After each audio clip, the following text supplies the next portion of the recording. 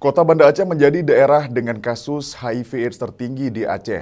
Dalam kurun waktu 2008 hingga saat ini diketahui jumlah penderita HIV/AIDS di Banda Aceh mencapai 67 orang. Selama kurun waktu tahun 2008 hingga Juni 2017, diketahui jumlah penderita HIV/AIDS di Banda Aceh mencapai 67 orang.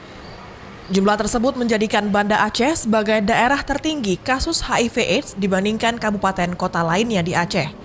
Sekretaris Komisi Penanggulangan AIDS Kota Banda Aceh, Fauzia Aziz, mengatakan tren meningkatnya orang dengan HIV/AIDS atau ODA di Banda Aceh akibat meningkatnya perilaku tidak sehat seperti melakukan hubungan seks bebas dengan berganti-ganti pasangan dan narkoba.